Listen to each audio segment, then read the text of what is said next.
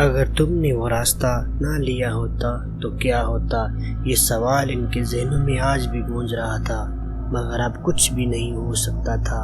وہ جنگل کی گہری خاموشی میں گم ہو چکے تھے، ان کے پاس واپس جانے کا کوئی راستہ نہیں بچا تھا۔ یہ کہانی اس وقت کی ہے جب راہل، انجلی، دیپک اور مالا ایک دل دہلا دینے والے تجربے کا شکار ہوئے۔ ان سب کا تعلق بھارت کے ایک چھوٹے سے گاؤں سے تھا۔ وہ چار دوست ایک خوبصورت لیکن عجیب سے سفر کے لیے نکلے تھے۔ مقصد تھا کہ ایک جنگل کے بیچ ایک پکنک اسپاٹ تک پہنچے، وہاں کچھ وقت گزارے۔ یہ سفر ایک عام سا لگ رہا تھا، مگر جو کچھ انہوں نے راستے میں جھیلا وہ کبھی نہ بھلا پائے۔ تمہیں یاد ہے ہم نے کہا تھا کہ اس جگہ نہیں جائیں گے؟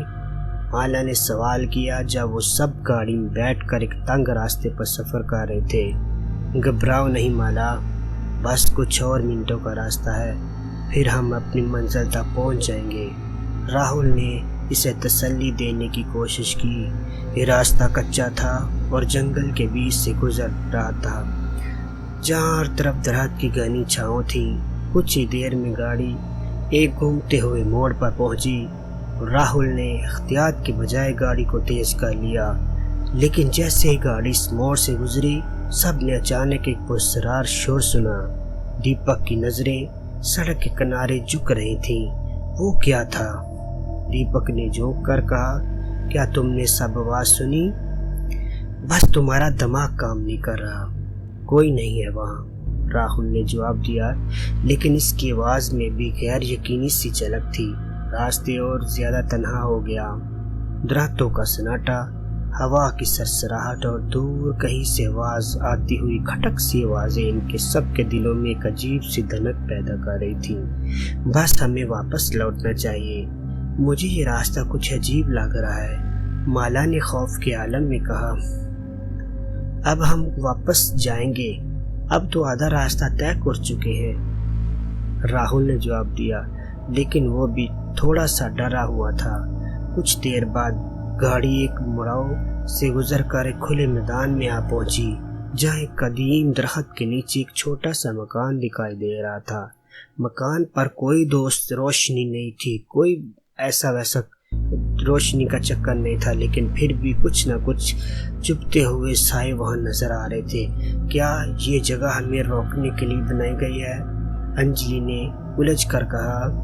بس ابھی اس مکان کو چیک کرتے ہیں، راہل نے کہا، اور گاڑی رکی اور اس کے دل میں خوفناک تجسس تھا، جیسے کسی چیز کا سامنا کرنے جا رہا ہو۔ سب باہر نکلے، مکان کے قریب پہنچے، ڈرے ڈرے مکان کے قریب پہنچے۔ دروازہ کھولا جیسے کسی نے اسے خود کھولا ہو، لیکن اندر سناٹا تھا، اندھیرا تھا، دھواں اڑ رہا تھا اور کمرے کی دیواریں پرانی اور زنگ آلود ہو چکی تھیں۔ یہ کیا کر رہے ہو؟ دیپک نے گہری سانس لی اور کہا۔ اندر جانے سے پہلے مالا نے آخری بار باہر کی طرف دیکھا اور اچانک اس کی نظر ایک سایہ پر رکی جو درختوں کی طرف سے ان کی طرف دیکھ رہا تھا۔ اس کی آنکھیں میں خوف تھا۔ پھر وہ آواز آئی جیسے کوئی ہنسی ہو، لیکن وہ ہنسی سناٹوں سے کم گم ہو رہی تھی۔ چلو ہمیں یہاں سے فوراً نکلنا چاہیے، جلدی چلو انجلی، جلدی چلو، مالا کی آواز لرز رہی تھی، لیکن اس سے پہلے کہ واپس جاتے ایک بھاری آواز، دروازہ بند ہو گیا اور آواز آئی۔ سب کے درمیان ایک آواز گونجتی ہوئی آئی، تم لوگ کیوں آئے ہو؟ اب تم واپس نہیں جا سکتے، تم نہیں جا سکتے واپس۔ یہ آواز کسی انسان کی نہیں بلکہ گہرے گرجدار پراسرار لہجے میں تھی۔ سب کا دل دہل گیا۔ راہل، انجلی، دیپک اور مالا ایک دوسرے کو دیکھتے ہوئے کسی فیصلے تک نہ پہنچے۔ اس خوفناک جگہ پر ان کے قدموں کے راستے نہیں تھے۔ راہل، دیپک اور مالا، انجلی سب نے ایک دوسرے کا ہاتھ پکڑ لیا اور اندر اندھیرے میں ہی ایک دوسرے کے ساتھ ٹکرانے لگے۔ اتنے میں ایک دروازے کی روشنی کھلی اور سب نے باہر کی طرف بھاگنا شروع کر دیا۔ باہر درخت کی طرف بھاگنا شروع کیا تو کیا دیکھتے ہیں کہ پیچھے سے ایک بھاگتی ہوئی لڑکی آئی جس کے بال بکھرے ہوئے تھے، برا حال تھا۔ وہ پیچھے سے بولتی ہوئی آ رہی تھی، تمہیں نہیں چھوڑوں گی، کہاں تک بھاگ کے جاؤ گے؟ نہیں چھوڑوں گی تمہیں، نہیں چھوڑوں گی، کہاں تک بھاگ کے جاؤ گے؟ اتنے میں سبھی دوست بھاگتے ہوئے ایک منزل تک پہنچے، اور اتنا ہے کہ یہ سب بچ گئے۔ چاروں دوست بہت تیزی سے بھاگ رہے تھے۔ بھاگتے بھاگتے انجلی کا پاؤں پھسل گیا، لیکن جلدی سے دیپک نے ہاتھ پکڑا اور اٹھا کر پھر بھاگنا شروع کر دیا۔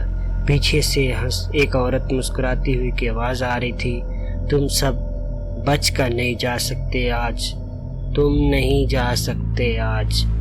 اتنے میں ان چاروں دوستوں کی آگے گاڑی تھی، اس پہ بیٹھے اور دیپک نے جلدی سے گاڑی سٹارٹ کی اور اپنے وطن کی طرف روانہ ہوئے۔